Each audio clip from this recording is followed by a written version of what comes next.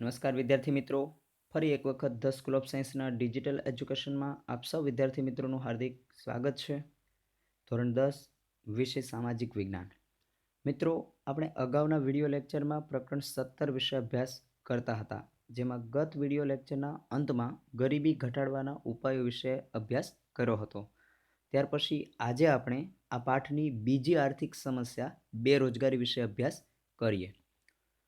ભારતની વર્તમાન સમસ્યાઓ પૈકી ગંભીર આર્થિક સમસ્યા બેરોજગારી છે.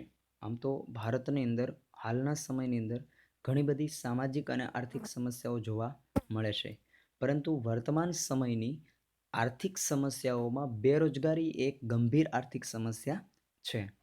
બેરોજગારીના કારણે ગરીબી ઉદ્ભવે છે. બેરોજગારીનું જેટલું ઊંચું પ્રમાણ એટલું જ ઊંચું પ્રમાણ ગરીબીનું જોવા મળે છે, કારણ કે ગરીબીનો ઉદ્ભવ એ બેરોજગારીમાંથી જન્મે છે. આ સમસ્યા લાંબા ગાળાની અને અર્થતંત્રમાં ઊંડે ઘર કરી ગયેલી સમસ્યા છે. હાલ ભારતમાં બેરોજગારીની સમસ્યા એ ખૂબ લાંબા સમયગાળા માટેની સમસ્યા છે અને ભારતીય અર્થતંત્રમાં ઊંડે ઘર કરી ગયેલી સમસ્યા ગણાય છે. વિશ્વના મોટાભાગના દેશો બેરોજગારીની સમસ્યામાંથી પસાર થઈ રહ્યા છે. માત્ર ભારત નહીં, પણ વિશ્વભરના મોટાભાગના દેશો છે એ વધતા ઓછા અંશે બેરોજગારીની સમસ્યાનો સામનો કરી રહ્યા છે અને આ સમસ્યામાંથી પસાર થઈ રહ્યા છે. ત્યારબાદ આગળ જોઈએ બેરોજગારીનો અર્થ, એટલે કે બેરોજગારી કોને કહેવાય. તો વ્યાખ્યા ખાસ અહીંયા યાદ રાખો. જે પુખ્ત વ્યક્તિની ઉંમર 15 થી 60 વર્ષની હોય, જે બજારમાં પ્રવર્તતા વેતન દરે કામ કરવાની ઈચ્છા અને વૃત્તિ ધરાવતો હોય, કામ કરવા યોગ્ય શક્તિ અને યોગ્ય લાયકાત ધરાવતી હોય, કામની શોધમાં હોય છતાં તે કામ મેળવી શકતો ન હોય, તો તે વ્યક્તિને બેકાર કે બેરોજગાર કહેવાય છે. બેરોજગાર એટલે શું? તો ખાસ અહીંયા ઉંમર યાદ રાખો કે જે પુખ્ત વ્યક્તિની ઉંમર 15 થી 60 વર્ષની હોય, જે બજારમાં પ્રવર્તતા વેતન દરે કામ કરવાની ઈચ્છા અને વૃત્તિ ધરાવતો હોય, એટલે કે બજારની અંદર કામનો વેતન દર જે હોય એ કામના વેતન દરે પોતે કામ કરવાની ઈચ્છા અને વૃત્તિ રાખતો હોય, કામ કરવા યોગ્ય શક્તિ અને લાયકાત ધરાવતી હોય, એટલે કે વ્યક્તિની અંદર કામ કરવાની શક્તિ પણ હોય અને એ કામને યોગ્ય લાયક પણ હોય, કામની શોધમાં હોય છતાં તે કામ મેળવી શકતો ન હોય, એટલે કે વ્યક્તિને કોઈ રોજગારીની જરૂર હોય, કોઈ કામની જરૂર હોય છતાં એ કામ મેળવી શકતો ન હોય, તો તેવી વ્યક્તિને બેકાર કે બેરોજગાર કહેવામાં આવે છે. આવી સામૂહિક પરિસ્થિતિને બેરોજગારી કહેવાય છે. આવી બેકારી ફરજિયાતપણે તે ભોગવે છે, તેને ઈચ્છા વિરુદ્ધની કે અનૈચ્છિક બેકારી કહે છે. વ્યક્તિ નથી ઈચ્છતો છતાં પણ વ્યક્તિએ મજબૂરીવશ પોતાની અનિચ્છાએ પણ આ બેકારીનો સામનો કરવો પડે છે અને આ પ્રકારની બેરોજગારી છે એ ઈચ્છા વિરુદ્ધની અથવા તો અનૈચ્છિક બેરોજગારી તરીકે ઓળખવામાં આવે છે. જો કોઈ વ્યક્તિ પ્રવર્તમાન બજારમાં વેતન દર કરતાં વધુ વેતન માગે, 15 થી 60 વર્ષથી વચ્ચેની વય જૂથમાં તેનો સમાવેશ ન થતો હોય, અપંગ, અશક્ત, રોગિષ્ટ કે વૃદ્ધ, આળસુ, ગૃહિણી હોય, જેઓ શક્તિ હોવા છતાં કામ કરવાની વૃત્તિ કે તૈયારી ધરાવતા ન હોય, તેવી વ્યક્તિને બેરોજગાર ગણાય નહીં. કેવી વ્યક્તિને બેરોજગાર ગણી ન શકાય અથવા તો કઈ વ્યક્તિનો સમાવેશ બેરોજગારીની અંદર થતો નથી? તો જો કોઈ વ્યક્તિ બજારમાં પ્રવર્તતા વેતન દરે કરતાં વધારે વેતન માગે, એટલે કે બજારની અંદર વર્તમાન સમયમાં જે વેતન દર હોય એના કરતાં વધારે વેતન માગે, 15 થી 60 વર્ષની વચ્ચેના વય જૂથમાં તેનો સમાવેશ ન થતો હોય, એટલે કે 15 વર્ષ કરતાં નાની ઉંમર હોય અથવા 60 વર્ષ કરતાં વધારે ઉંમરની વ્યક્તિ હોય, વ્યક્તિ અપંગ હોય, અશક્ત હોય, રોગિષ્ટ કે વૃદ્ધ હોય, એટલે કે કોઈ રોગથી પીડાતી હોય અથવા તો એ વૃદ્ધાવસ્થામાં હોય, આળસુ હોય, ગૃહિણી હોય, એટલે કે ગૃહિણી તરીકે કામ કરનાર વ્યક્તિ હોય, જેઓ શક્તિ હોવા છતાં કામ કરવાની વૃત્તિ કે તૈયારી ન ધરાવતા હોય, પોતાની અંદર કામ કરવાની શક્તિ હોય છતાં પણ પોતાની કામ કરવાની વૃત્તિ કે તૈયારી ન હોય, ત્યારે આવી વ્યક્તિ છે એમને બેરોજગાર ગણી શકાય નહીં. તો મિત્રો, અહીં વ્યાખ્યા યાદ રાખો કે બેરોજગારી એટલે શું અને બેરોજગારીમાં કેવી વ્યક્તિનો સમાવેશ કરવામાં આવતો નથી. ત્યારબાદ બેરોજગારીના મુખ્ય સ્વરૂપો. ભારતીય અર્થતંત્રમાં બેરોજગારીના કેટલાક મુખ્ય સ્વરૂપો નીચે મુજબ જોવા મળે છે. અહીં આપણે બેરોજગારીના 6 સ્વરૂપો વિશે અભ્યાસ કરવાનો છે. તો 3 માર્કની અંદર ઘણી વખત સવાલ પૂછવામાં આવે છે કે બેરોજગારી એટલે શું, બેરોજગારીના સ્વરૂપો સમજાવો. તો સૌપ્રથમ વ્યાખ્યા યાદ રાખો. ત્યારબાદ અહીં આપેલા 6 સ્વરૂપો: ઋતુગત બેરોજગારી, ઘર્ષણજન્ય બેરોજગારી, માળખાગત બેરોજગારી, પ્રચ્છન્ન કે છુપી બેરોજગારી, ઔદ્યોગિક બેરોજગારી અને શિક્ષિત બેરોજગારી. સૌપ્રથમ આપણે ઋતુગત બેરોજગારી જોઈએ. ભારતમાં કૃષિ ક્ષેત્રે સિંચાઈની અપૂરતી સગવડો, વરસાદની અનિયમિતતા અને વૈકલ્પિક રોજગારીની તકોના અભાવે 3 થી 5 માસ માટે બેરોજગાર રહેવું પડે તેને ઋતુગત કે મોસમી બેરોજગારી કહે છે. આપણે જાણીએ છીએ કે ભારત કૃષિ પ્રધાન દેશ છે. ભારતની મોટાભાગની આબાદી છે એ કૃષિના વ્યવસાય સાથે જોડાયેલ છે. પરંતુ જ્યારે કૃષિ ક્ષેત્રે સિંચાઈની અપૂરતી સગવડ હોય, વરસાદની અનિયમિતતા અને એવા સમયે વૈકલ્પિક રોજગારીની તકનો અભાવ એટલે કે કૃષિના વિકલ્પ તરીકે અન્ય કોઈ રોજગારી ન મળી શકે તેવા સમયે વ્યક્તિ 3 થી 5 માસ માટે બેરોજગાર રહેવું પડે છે. તો આ પ્રકારની બેરોજગારીને ઋતુગત અથવા તો મોસમી બેરોજગારી તરીકે ઓળખવામાં આવે છે. ત્યારબાદ બેરોજગારીનું બીજું સ્વરૂપ છે ઘર્ષણજન્ય બેરોજગારી. જૂની ટેકનોલોજીના સ્થાને નવી ટેકનોલોજી આવે ત્યારે અમુક સમય માટે શ્રમ બેરોજગાર બને છે, જેને ઘર્ષણજન્ય બેરોજગારી કહે છે. સમયની સાથે રોજગારીના ક્ષેત્રોમાં પણ પરિવર્તન આવે છે. તો જ્યારે કોઈ જૂની ટેકનોલોજીનું સ્થાન નવી ટેકનોલોજી લે છે, એટલે કે જૂની ટેકનોલોજીના સ્થાને કોઈ નવી ટેકનોલોજી આવે છે, ત્યારે અમુક સમય માટે શ્રમ છે એ બેરોજગાર બને છે અને આ પ્રકારની જે બેરોજગારી છે એમને ઘર્ષણજન્ય બેરોજગારી તરીકે ઓળખવામાં આવે છે. ત્યાર પછી માળખાગત બેરોજગારી. ભારતીય અર્થતંત્ર પછાત અને રૂઢિચુસ્ત છે.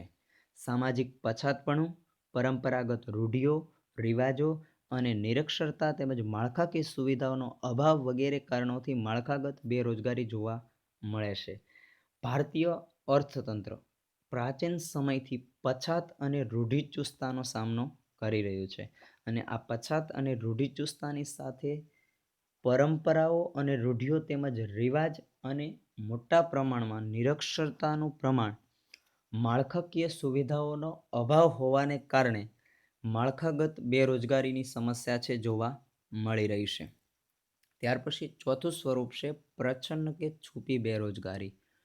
કોઈ કામ ધંધા કે વ્યવસાયિક પ્રવૃત્તિમાં જરૂર કરતાં વધુ શ્રમિકો રોકાયેલા હોય અને આ વધારાના શ્રમિકો ઉત્પાદન કાર્યમાંથી ખસેડી લેવાથી કુલ ઉત્પાદનમાં કોઈ ફેર પડતો ન હોય તો આ વધારાના શ્રમિકો પ્રચ્છન્ન કે છુપા બેરોજગાર કહેવાય છે. ખાસ યાદ રાખો મિત્રો કે પ્રચ્છન્ન કે છુપી બેરોજગારી એટલે શું? તો કોઈ પણ કામ ધંધા કે વ્યવસાયની અંદર કે પ્રવૃત્તિની અંદર જરૂર કરતાં વધારે શ્રમિકો જ્યારે રોકાયેલા હોય અને આ વધારાના શ્રમિકો છે એમને કાર્યમાંથી બાદ કરી લેવામાં આવે, ખસેડી લેવામાં આવે, છતાં પણ ઉત્પાદન કાર્યમાં કોઈ જ ફેર પડતો ન હોય તો આ વધારાના જે શ્રમિકો છે એમને છુપા કે પ્રચ્છન્ન બેરોજગાર તરીકે ઓળખવામાં આવે છે. ત્યાર પછી ઔદ્યોગિક બેરોજગારી. ઔદ્યોગિક ક્ષેત્રે થતા ફેરફારોને લીધે જો વ્યક્તિએ ટૂંકા કે લાંબા સમયગાળા માટે કામ વિનાનું થવું પડતું હોય તો તેવી સ્થિતિને ઔદ્યોગિક બેરોજગારી તરીકે ઓળખવામાં આવે છે. સમયની સાથે વ્યવસાયના ક્ષેત્રોમાં અથવા તો ઉદ્યોગના ક્ષેત્રમાં પરિવર્તન છે એ આવે છે અને આ પ્રકારે ઔદ્યોગિક ક્ષેત્રે થતા ફેરફારોને લીધે વ્યક્તિએ ટૂંકા અથવા તો લાંબા સમયગાળા માટે કામ વિનાનું થવું પડતું હોય છે, એટલે કે એવા સમયે વ્યક્તિને કામ મળતું નથી અને આ પ્રકારની સ્થિતિ છે એમને ઔદ્યોગિક બેરોજગારી તરીકે ઓળખવામાં આવે છે.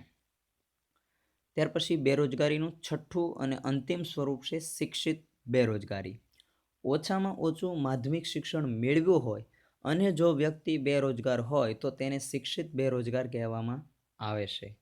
શિક્ષિત બેરોજગારની અંદર કોનો સમાવેશ થઈ શકે? તો ઓછામાં ઓછું માધ્યમિક શિક્ષણ મેળવવું, એટલે વર્તમાન સમયની અંદર ધોરણ 9 અને 10 માધ્યમિક શિક્ષણની અંદર આવે. તો ઓછામાં ઓછું માધ્યમિક શિક્ષણ મેળવવું હોય અને છતાં વ્યક્તિને કોઈ રોજગારી ન મળતી હોય, વ્યક્તિ બેરોજગાર હોય, તો તેવા વ્યક્તિને શિક્ષિત બેરોજગાર તરીકે ઓળખવામાં આવે છે. ત્યારબાદ ભારતમાં બેરોજગારીનું પ્રમાણ, કે ભારતની અંદર હાલ જે અર્થવ્યવસ્થાની અંદર ઊંડે સુધી ઘર કરી ગયેલી જે આર્થિક સમસ્યા બેરોજગારી છે, એમનું પ્રમાણ ભારતની અંદર કયા પ્રકારનું જોવા મળે છે? તો ભારતમાં બેરોજગારીના પ્રમાણમાં રાજ્યવાર સ્થિતિ અલગ અલગ છે. એટલે કે દરેક રાજ્યની અંદર બેરોજગારીની સ્થિતિ એક સમાન નથી, પરંતુ દરેક રાજ્ય પ્રમાણે કોઈ જગ્યાએ વધારે તો કોઈ જગ્યાએ ઓછા પ્રમાણમાં પણ બેરોજગારીની સમસ્યા જોવા મળે છે. આમ રાજ્યવાર તેમની સ્થિતિ અલગ અલગ છે. રોજગાર વિનિમય કચેરીમાં રોજગાર વાચ્છુઓની નોંધણી કરાવવામાં ઉમેદવારોની ઉદાસીનતાના કારણે સંખ્યામાં તેનું ચોક્કસ પ્રમાણ કે અંદાજ કાઢવો મુશ્કેલ છે. ભારતીય જુદા જુદા ક્ષેત્રોની અંદર રોજગારી મેળવતા જે રોજગારો છે એમની ચોક્કસ સંખ્યા અને જે બેરોજગાર વ્યક્તિઓ છે એમની ચોક્કસ સંખ્યા જાણવા માટે રોજગાર વિનિમય કચેરીની અંદર રોજગાર વાચ્છુઓ, એટલે કે જે વ્યક્તિ રોજગારી મેળવવા ઈચ્છતો હોય તેવા વ્યક્તિઓની નોંધણી કરાવવાની ક્યારેક ઉદાસીનતા પણ જોવા મળે છે. એટલે કે પોતાની આળસ કે પોતાની બેદરકારીને કારણે આવા બેરોજગાર વ્યક્તિઓ રોજગાર વિનિમય કચેરીની અંદર પોતાની બેરોજગારી માટેની નોંધ છે કરાવતા નથી, અને જેના કારણે સંખ્યાનું આપણને ચોક્કસ પ્રમાણ કે અંદાજ છે એ મળી શકતો નથી. તેમ છતાં ભારત સરકારના શ્રમ અને રોજગાર મંત્રાલય દ્વારા નેશનલ સેમ્પલ સર્વે NSSના આધારે ભારતમાં બેરોજગારીની વ્યાપકતાનો ખ્યાલ આવે છે. કે ભારત સરકારનું શ્રમ અને રોજગાર મંત્રાલય છે એમના દ્વારા જે નેશનલ સેમ્પલ સર્વે કરાવવામાં આવ્યો, એમના આધારે એવું ચોક્કસ કહી શકાય કે ભારતની અંદર બેરોજગારીનું સ્વરૂપ છે એમની વ્યાપકતા ખૂબ ઘણી બધી જોવા મળે છે. 2011ની વસ્તી ગણતરીએ 116 મિલિયન લોકો રોજગારીની શોધમાં હતા. ભારતની અંદર દર 10 વર્ષે વસ્તી ગણતરી કરવામાં આવે છે. તો છેલ્લી વસ્તી ગણતરી જે 2011ના વર્ષની અંદર થઈ, એ વસ્તી ગણતરી મુજબ ભારતની અંદર કુલ 116 મિલિયન લોકો એવા હતા કે જે કોઈને કોઈ રોજગારીની શોધમાં હતા. 32 મિલિયન લોકો અશિક્ષિત બેરોજગારો અને 84 મિલિયન શિક્ષિત બેરોજગારો હતા. મિત્રો, આ કુલ 116 મિલિયન જે બેરોજગાર લોકો હતા એમાંથી અશિક્ષિત એટલે કે જે લોકો અભણ છે, ભણેલા નથી, તેવા વ્યક્તિઓની સંખ્યા 32 મિલિયન હતી. જ્યારે શિક્ષણ મેળવેલું હોય અને જે વ્યક્તિ શિક્ષિત છે એવા શિક્ષિત બેરોજગારીની સંખ્યા છે એ 84 મિલિયન જોવા મળી હતી. આમ અશિક્ષિત કરતાં શિક્ષિત બેરોજગારોનું પ્રમાણ ભારતમાં વધારે જોવા મળે છે. જેઓની ઉંમર 15થી 24 વર્ષની છે તેવા અંદાજે 4.70 કરોડ લોકો બેકાર હતા.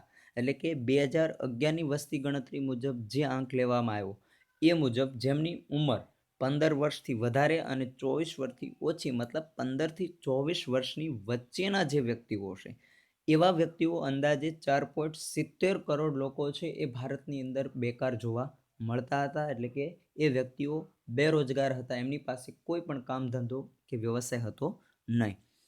લેબર બ્યુરોના સર્વે મુજબ ભારતમાં 2013-14ના વર્ષમાં બેરોજગારીનો દર 5.4% જોવા મળ્યો હતો અને ગુજરાતમાં દર 1012 વ્યક્તિઓ એટલે કે 1.2% બેરોજગાર હતી.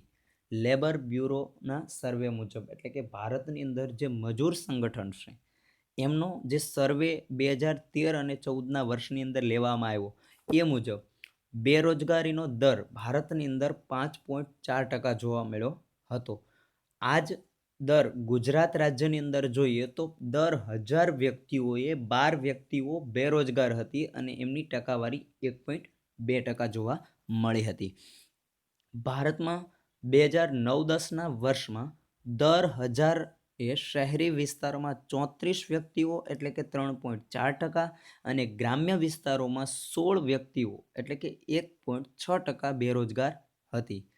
2009 અને 10ના વર્ષની અંદર શહેરી અને ગ્રામ્ય કક્ષાએ બેરોજગારોની સંખ્યા છે એ જોવામાં આવી તો 2009-10ના અંક મુજબ શહેરી ક્ષેત્રે દર 1000ની વ્યક્તિએ 34 વ્યક્તિઓ એવી હતી કે જે બેરોજગાર હતી, એટલે કે 3.4% લોકો શહેરી ક્ષેત્રે બેરોજગાર હતા.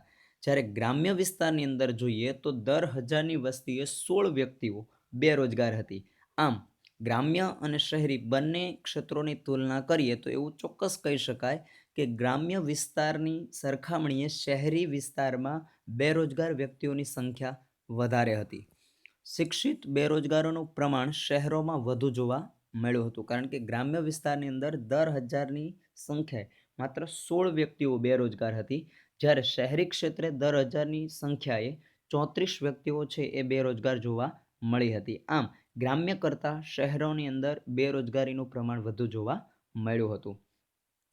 2013માં સ્ત્રીઓનો બેરોજગારી દર 7.7% જોવા મળ્યો હતો, એટલે કે 2013ના વર્ષની અંદર જે બેરોજગારીનો આંક લેવામાં આવ્યો એમાં સ્ત્રીઓની બેરોજગારી છે એ 7.7% જોવા મળી હતી.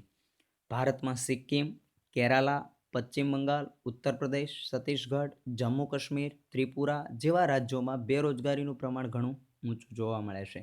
એટલે કે ભારતમાં સૌથી વધારે બેરોજગારી ધરાવતા રાજ્યો કયા કયા છે તો સિક્કિમ, કેરાલા, પશ્ચિમ બંગાળ, ઉત્તર પ્રદેશ, છત્તીસગઢ, જમ્મુ કાશ્મીર અને ત્રિપુરા, જેમની અંદર સૌથી વધારે ભારતમાં બેરોજગાર લોકો જોવા મળે છે. જ્યારે હિમાચલ પ્રદેશ, હરિયાણા, કર્ણાટક, ચંદીગઢ અને ગુજરાતમાં બેરોજગારીનું પ્રમાણ ક્રમશઃ નીચું રહ્યું છે. એટલે કે ભારતમાં સૌથી વધારે બેરોજગારી ધરાવતા રાજ્યો અને ભારતની અંદર ઓછી બેરોજગારી ધરાવતા રાજ્યો, તો જેમની અંદર હિમાચલ પ્રદેશ, હરિયાણા, કર્ણાટક, ચંદીગઢ અને ગુજરાત. તો ગુજરાતની અંદર બેરોજગારીનું પ્રમાણ ક્રમશઃ નીચું છે એ ગુજરાત રાજ્ય માટે ખૂબ સારી બાબત કહી શકાય.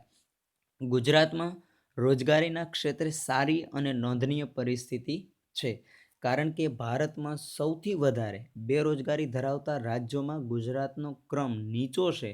તો એનું કારણ ગુજરાતની અંદર સારી એવી રોજગારીની તકો છે અને રોજગારીના ક્ષેત્રોની અંદર સારી સ્થિતિ હોવાના કારણે ગુજરાત છે એમાં રોજગારીની ક્ષમતા અને ક્ષેત્ર છે એ ઘણી સારી રીતે છે એ જોઈ શકાય છે.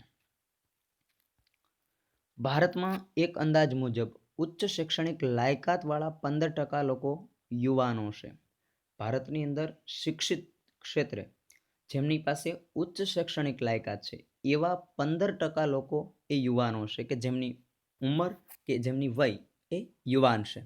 વિશ્વની વસ્તીના 66% લોકો જે 35 વર્ષથી વય સુધીના યુવાનો છે તે ભારતમાં છે. સમગ્ર વિશ્વની વસ્તીના 66% લોકો કે જેમની ઉંમર 35 વર્ષ સુધીની હોય અને 35 વર્ષની વય સુધીના જે યુવાનો છે એ સૌથી વધારે ભારતમાં છે. ભારતે જો વિશ્વમાં યુવાનોના દેશ થકી મહાસત્તા બનવાની દિશામાં આગળ વધવું હશે તો ભારતમાં બેરોજગારીના વરવા સ્વરૂપને બદલવું પડશે. વિશ્વમાં સૌથી વધારે યુવાઓના દેશ તરીકે ભારતમાં સૌથી વધારે યુવાનોની સંખ્યા છે અને આ યુવાનોના દેશ થકી ભારત હાલ મહાસત્તા પર નથી, પરંતુ મહાસત્તા બનવાની દિશામાં જો આગળ વધવું હશે તો ભારતની અંદર બેરોજગારનું જે વરવું સ્વરૂપ, વાસ્તવિક સ્વરૂપ છે એ સ્વરૂપ આપણે બદલવું પડશે અને બેરોજગારીના સ્વરૂપમાં ઘટાડો કરી જુદા જુદા ક્ષેત્રે રોજગારીની તકોનું સર્જન કરી અને બેરોજગારીની અંદર ઘટાડો કરવો પડશે.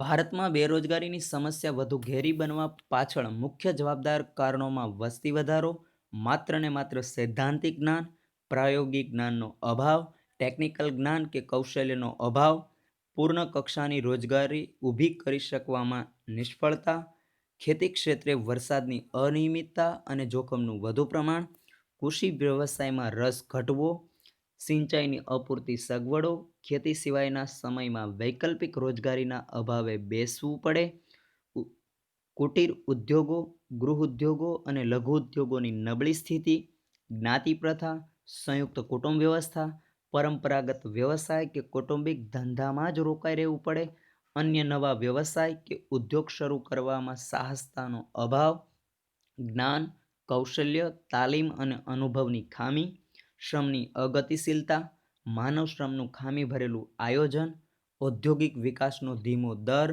બચત વૃત્તિનો ઓછો દર, તેની મૂડી સર્જન દરમાં ઘટાડો, પરિણામે નવા ઉદ્યોગ રોકાણમાં અભાવે શરૂ ન થઈ શકવા જેવા અનેક કારણો જવાબદાર છે. કે ભારતની અંદર બેરોજગારીનું ઊંચું પ્રમાણ હોવાના કયા કયા કારણો જવાબદાર છે? તો કોઈ એક કારણ નથી એના માટે જવાબદાર, પરંતુ એવા અનેક કારણો જવાબદાર છે કે જેના કારણે આજે ભારતની અંદર બેરોજગારીની સમસ્યા છે એ ખૂબ ઊંચા પ્રમાણમાં જોવા મળે છે. તો એવા કયા કયા કારણો છે? તો સૌથી પ્રથમ કારણ તો વસ્તી વધારો. કારણ કે વિશ્વની અંદર હાલ ભારત વસ્તીની દ્રષ્ટિએ ચીન પછી બીજા સ્થાને છે. એટલે વસ્તીમાં સતત વધારો, માત્ર ને માત્ર સૈદ્ધાંતિક જ્ઞાન, પ્રાયોગિક જ્ઞાનનો અભાવ. એટલે કે કોઈ પણ ધંધા કે વ્યવસાયની અંદર સૈદ્ધાંતિક જ્ઞાન માત્ર હોય છે, પ્રાયોગિક જ્ઞાનનો અભાવ હોવાના કારણે પણ રોજગારી છે એ મળી શકતી નથી. ટેકનિકલ જ્ઞાન કે કૌશલ્યનો અભાવ, કોઈ પણ ધંધા કે વ્યવસાયને લગતું ટેકનિકલ જ્ઞાન ન હોવાને કારણે એમને લગતું કૌશલ્ય પૂરતા પ્રમાણમાં ન કેળવી શકવાને કારણે પણ બેરોજગારીનો સામનો કરવો પડી રહ્યો છે. પૂર્ણ કક્ષાની રોજગારી ઊભી કરી શકવામાં નિષ્ફળતા, કે સમગ્ર વર્ષ દરમિયાનના બધા જ દિવસોમાં પૂર્ણ કક્ષાની રોજગારી ન મળી શકવાને કારણે કે એ પ્રકારની રોજગારી ઊભી ન કરી શકવાને કારણે પણ બેરોજગારી છે જોવા મળે છે. ખેતી ક્ષેત્રે વરસાદની અનિયમિતતા અને જોખમનું વધુ પ્રમાણ, કારણ કે ભારતની મોટાભાગની વસ્તી એ કૃષિ સાથે સંલગ્ન છે, પરંતુ ખેતી ક્ષેત્રે વરસાદની અનિયમિતતા હોવાને કારણે જોખમ વધારે પ્રમાણમાં છે. કૃષિ વ્યવસાયમાં રસ ઘટવો, દિન પ્રતિદિન ભારતની અંદર કૃષિ ક્ષેત્રે જોડાયેલા લોકોની સંખ્યા છે એ ઘટી રહી છે. એટલે કે કૃષિ ક્ષેત્રમાં કે કૃષિ વ્યવસાયમાં રસ ઘટી જવો. સિંચાઈની અપૂરતી સગવડો, એટલે કે સંપૂર્ણપણે ભારતમાં દરેક રાજ્યો છે એ હજુ સિંચાઈ મેળવી શકતા નથી. એટલે સિંચાઈની અપૂરતી સગવડ, ખેતી સિવાયના સમયમાં વૈકલ્પિક રોજગારીના અભાવે બેસી રહેવું પડે છે. કે કૃષિ સાથે જોડાયેલી વ્યક્તિ છે એ કૃષિ સિવાયના સમયની અંદર અન્ય કોઈ વૈકલ્પિક રોજગારી ન મેળવી શકવાને કારણે પણ એ વ્યક્તિ છે એ બેકાર બને છે. કુટીર ઉદ્યોગો, ગૃહ ઉદ્યોગો અને લઘુ ઉદ્યોગોની નબળી સ્થિતિ, સ્થાનિક કક્ષાએ નાના પાયાના લઘુ કે ગૃહ ઉદ્યોગો છે એમનો પૂરતા પ્રમાણમાં વિકાસ ન થવાથી જ્ઞાતિ પ્રથાનું વધારે પ્રમાણ છે એ જોવા મળે છે. હજુ સંયુક્ત કુટુંબ વ્યવસ્થા, કે કુટુંબોની સંખ્યા છે એમાં સભ્ય સંખ્યા વધારે હોવાને કારણે સંયુક્ત કુટુંબની વ્યવસ્થા ભારતમાં હજુ પણ હોવાને કારણે સભ્ય સંખ્યા વધારે હોય છે અને એના કારણે બધા જ વ્યક્તિઓ કુટુંબની અંદર છે એ રોજગારી ન મેળવવાને કારણે પણ બેરોજગારીની સ્થિતિ છે જોવા મળે છે. પરંપરાગત વ્યવસાય કે કૌટુંબિક ધંધામાં જ રોકાઈ રહેવું. આજે ભારતની અંદર મોટાભાગના લોકો છે એ પોતાના પરંપરાગત વ્યવસાયનો સ્વીકાર કરતા હોય છે. જે વંશ પરંપરાગત વ્યવસાયનો સ્વીકાર કરવો કે કૌટુંબિક ધંધો છે એમાં જ પોતાનો સમય છે એ આપવો. આમ અન્ય નવા વ્યવસાય કે ઉદ્યોગ શરૂ કરવાના સાહસનો અભાવ, એટલે કે નવા કોઈ ઉદ્યોગ કે ધંધાની શરૂઆત ન થઈ શકવી. જ્ઞાન, કૌશલ્ય અને તાલીમ તેમજ અનુભવની ખામી, કોઈ પણ ધંધા કે વ્યવસાયને લગતું જ્ઞાન, એ ધંધા કે વ્યવસાયને લગતું કૌશલ્ય ન હોવું, એમને લગતી તાલીમ ન હોવી કે અનુભવની ખામીને કારણે પણ વ્યક્તિ છે એ બેરોજગાર બને છે. શ્રમની અગતિશીલતા, માનવ શ્રમનું ખામી ભરેલું આયોજન અને ઔદ્યોગિક વિકાસનો ધીમો દર, કે માનવ શ્રમનું આયોજન છે એ કોઈ ખામીયુક્ત રહેવાને કારણે ઔદ્યોગિક ક્ષેત્રનો વિકાસનો દર છે એ નિમ્ન કે ધીમો રહેવાને કારણે બચત વૃત્તિનો ઓછો દર હોવાથી તેમજ મૂડી સર્જન દરમાં ઘટાડો થવાથી પરિણામે કોઈ નવા ધંધા ઉદ્યોગોના રોકાણના અભાવે ભારતની અંદર છે એ નવા ઉદ્યોગ ધંધા શરૂ ન થઈ શકવાથી બેરોજગારીનું પ્રમાણ છે ઘણું ઊંચું જોવા મળે છે. હવે ભારતની અંદર જે જુદા જુદા રાજ્યોવાર બેરોજગારીની સમસ્યા જે જોવા મળે છે, આ બેરોજગારીની સમસ્યા ઘટાડવા માટેના ઉપાયો જોઈએ. બેરોજગારીની સમસ્યા આપણા આયોજનની એક સૌથી નબળી કડી છે, કારણ કે યોગ્ય આયોજનના અભાવે પણ ભારતની અંદર બેરોજગારીની સમસ્યા છે જોવા મળે છે એવું કહી શકાય. ગરીબી અને બેરોજગારી બંને સગી બહેનો છે, બંને વચ્ચે સમસંબંધ છે. ગરીબી અને બેરોજગારી બંને એવી સમસ્યાઓ છે કે બેરોજગારી વધે તો ગરીબી પણ વધે, બેરોજગારી ઘટશે તો ગરીબી પણ આપોઆપ ઘટશે. આમ એક સ્થિતિમાં વધારો થવાથી બીજી સ્થિતિમાં પણ વધારો થાય.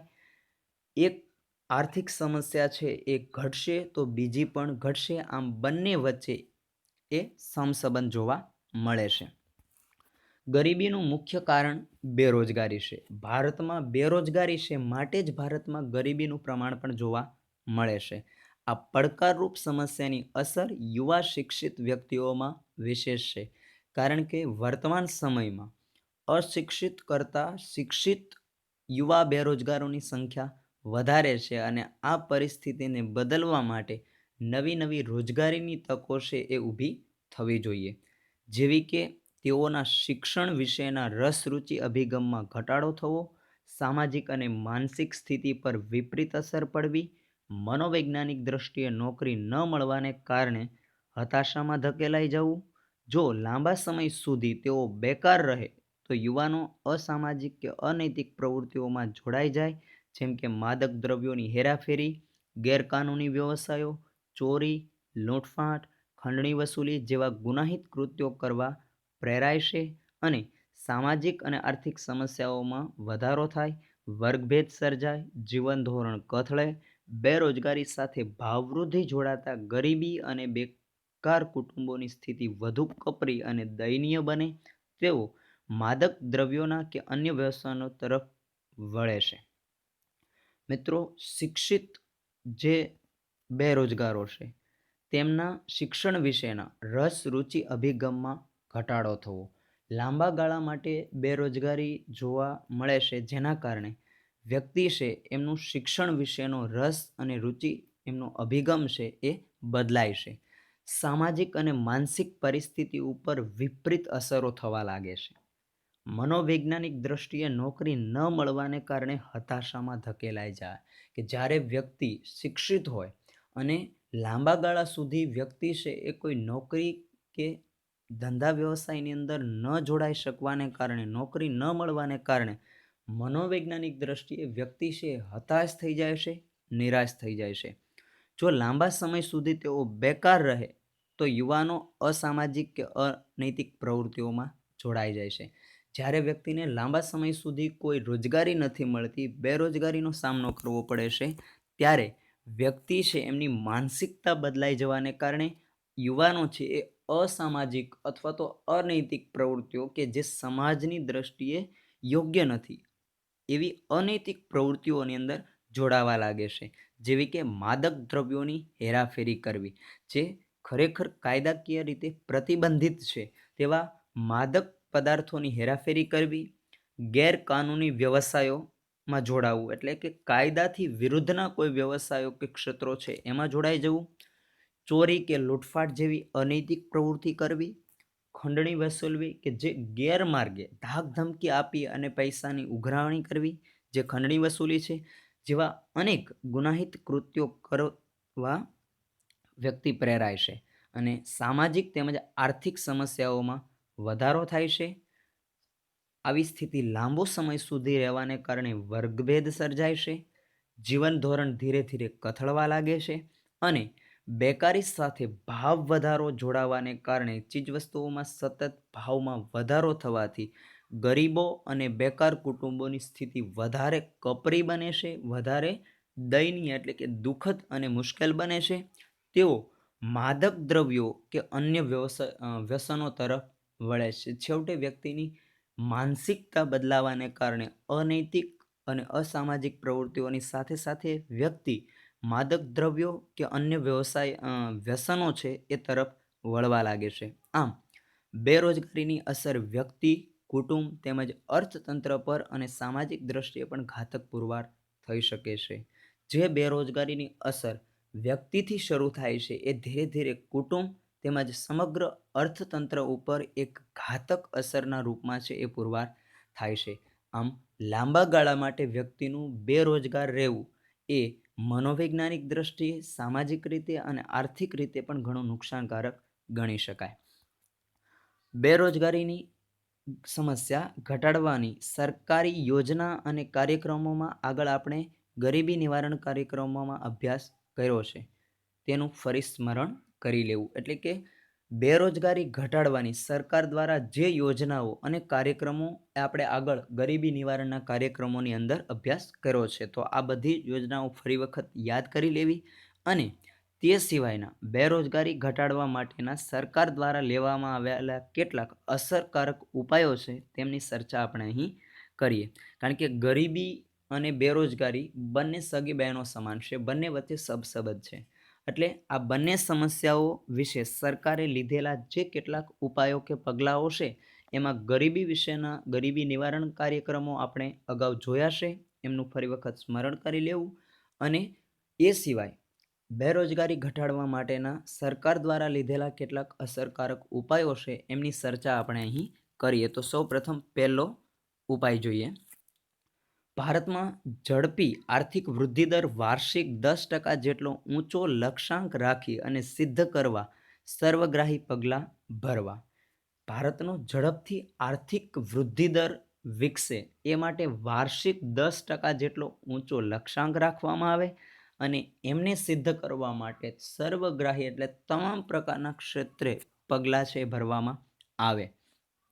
જાહેર અને ખાનગી ક્ષેત્રમાં મૂડી રોકાણનું પ્રમાણ વધારવું અને રોજગારીની તકોમાં વધારો કરવો. એટલે કે જાહેર ક્ષેત્રે પણ અને ખાનગી ક્ષેત્રો જે સરકાર દ્વારા ખાનગીકરણ કરવામાં આવ્યું છે એ ખાનગી ક્ષેત્રોમાં પણ મૂડીરોકાણનું પ્રમાણ છે એ વધારવું, જેથી કરી અને રોજગારીની તકો વધે અને બેરોજગાર લોકોની સંખ્યામાં ઘટાડો થાય.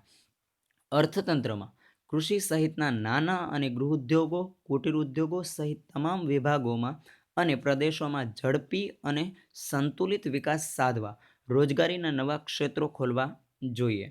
કૃષિ અને કૃષિ સાથે સંલગ્ન નાના અને ગૃહ ઉદ્યોગો, કુટીર ઉદ્યોગો છે એ તમામ ઉદ્યોગો અને તમામ વિભાગોની અંદર તેમજ પ્રદેશોમાં ઝડપથી અને સંતુલિત આર્થિક વિકાસ થાય તેવા રોજગારીના નવા ક્ષેત્રો ખોલવા જોઈએ, જેથી કરી અને રોજગારીની તકનું સર્જન થઈ શકે, રોજગારી મળી શકે. સરકારે રોજગારી વધારવા માટે અનેક યોજના દ્વારા આર્થિક સહાય, શિક્ષણ અને તાલીમના કેન્દ્રો શરૂ કર્યા છે કે જે બેરોજગાર વ્યક્તિઓ છે એમને રોજગારી મળી શકે એ માટે અલગ અલગ યોજનાઓ અમલમાં મૂકી અને એ યોજનાઓ દ્વારા આર્થિક સહાય મળી શકે, શિક્ષણ મળે અને તાલીમના કેન્દ્રો શરૂ કરી અને રોજગારી ક્ષેત્રે નવા ક્ષેત્રો ખુલ્લા મૂકી અને બેરોજગારી ઘટાડવા માટેનો પ્રયત્ન થયો છે. ત્યારબાદ બીજો ઉપાય શ્રમ પ્રધાન ઉત્પાદન પદ્ધતિ પર આધારિત વપરાશી વસ્તુઓનું ઉત્પાદન કરતા એકમો, નાના અને લઘુ ઉદ્યોગો, ગ્રામોદ્યોગો, હાથશાળ અને હસ્તકલાના કારીગરોને લગતા હુન્નર ઉદ્યોગોનો વિકાસ હાથ ધરવો જોઈએ. શ્રમ પ્રધાન ઉત્પાદન પદ્ધતિ કે જેમાં શ્રમનું મહત્વ હોય એવી ઉત્પાદન પદ્ધતિ આધારિત વપરાશી વસ્તુઓનું ઉત્પાદન કરતા એકમોની સંખ્યામાં વધારો કરવો જોઈએ. નાના અને લઘુ ઉદ્યોગો કે જે કુટીર ઉદ્યોગો છે, ગ્રામ ઉદ્યોગો છે કે ગ્રામ્ય કક્ષાએ જે નાના કક્ષાના ઉદ્યોગો છે, ત્યાર પછી હાથશાળ એટલે કે હાથ કારીગરી વડે અને હસ્તકલા કારીગરીના લગતા જે હુન્નરો છે, જે ઉદ્યોગો છે, જે કળાઓ છે તેમનો વિકાસ ગ્રામ્ય કક્ષાએ, સ્થાનિક કક્ષાએ કરવો જોઈએ અને તે માટે યોજનાઓમાં પ્રોત્સાહિક નીતિઓ પણ અમલમાં મૂકવી જોઈએ કે સ્થાનિક અથવા તો ગ્રામ્ય કક્ષાએ લઘુ, કુટીર કે નાના ઉદ્યોગો છે, હસ્તકલા અને હાથશાળના જે કારીગરોને લગતા હુન્નરો છે એમનો વિકાસ થાય એ માટેની યોજનાઓ પણ પ્રોત્સાહક નીતિઓના રૂપમાં અમલમાં મૂકવામાં આવી છે અને એ દ્વારા બેરોજગારીમાં ઘટાડો થાય તેવા પ્રયાસો પણ કરવામાં આવ્યા છે. ગ્રામીણ ક્ષેત્રે ખેતી સિવાયના સમયની બેરોજગારી ઘટાડવા માટે ખેતરોમાં એકથી વધુ વખત પાક લઈ શકાય એવી પદ્ધતિ વિકસાવવી, નવી જમીન ખેડાણ હેઠળ લાવી પ્રત્યેક ખેતરને પાણી અને વીજળીની સુવિધાઓ ઉપલબ્ધ કરાવવી, નાની મોટી સિંચાઈ યોજના, ડેમો, જળાશયો અને નવી ટ્યુબવેલ, બંધો, સડકોના બાંધકામની પ્રવૃત્તિઓ આ દરેક ક્ષેત્રે ગ્રામીણ ક્ષેત્રની અંદર ખાસ કરી અને બેરોજગારી ઘટે અને રોજગારી મળતી થાય એ માટે ખેતરોમાં એક કરતાં વધારે વખત પાક લઈ શકાય તેવી પદ્ધતિઓ વિકસાવવી જોઈએ, જેથી કરીને ખેત પ્રવૃત્તિઓમાં રોજગારીની તકનું સર્જન થશે. નવી જમીનોને ખેડાણ હેઠળ લાવવી કે જે ખેતીલાયક જમીન હોય અને જે ખેતીલાયક જમીનો છે એમને વધારેમાં વધારે ખેડાણ હેઠળ લાવી અને એ ખેતી ક્ષેત્રમાં ભેળવવી, પ્રત્યેક ખેતરને પાણી અને વીજળીની સુવિધાઓ પૂરી પાડવી જેથી કરીને વધારે પ્રમાણમાં ખેત ઉપજ લઈ શકાય, નાની મોટી સિંચાઈ યોજનાઓ ઊભી કરવી જેના કારણે સિંચાઈની સુવિધાઓ ઉપલબ્ધ થઈ શકે, ડેમો તૈયાર કરવા, ચેકડેમોનું નિર્માણ કરવું, જળાશયો બાંધવા, નહેરો અને ટ્યુબવેલ તેમજ બંધો અને સડકોના બાંધકામની પ્રવૃત્તિઓ પણ ગ્રામ્ય કક્ષાએ કરવી જેથી કરી અને નવી રોજગારીની તકો મળી શકે. ખેતી સંલગ્ન પ્રવૃત્તિઓ એટલે કે ખેતી સાથે જોડાયેલી પ્રવૃત્તિઓ જેવી કે મરઘા બતકા ઉછેર હોય, મત્સ્ય ઉછેર છે, પશુપાલન, ડેરી ઉદ્યોગ અને વનીકરણના કાર્યક્રમો દ્વારા ગ્રામીણ ક્ષેત્રે ઓછા મૂડીરોકાણથી વધુ લોકોને રોજગારી પૂરી પાડી શકાય કે જે વ્યવસાયો કે પ્રવૃત્તિઓ કૃષિ સાથે સંલગ્ન છે, જેનું જોડાણ કૃષિ સાથે છે, એવા ગ્રામ્ય કક્ષાના ઓછી મૂડીરોકાણ સાથેના ઉદ્યોગો, ધંધા કે પ્રવૃત્તિઓ છે એ શરૂ કરી અને ઓછા મૂડીરોકાણે રોજગારી મળી શકે એ માટેના પ્રયાસો છે એ ગ્રામ્ય કક્ષાએ કરવા જોઈએ. એ મુજબ રોજગારી લક્ષી આયોજન પણ થવું જોઈએ.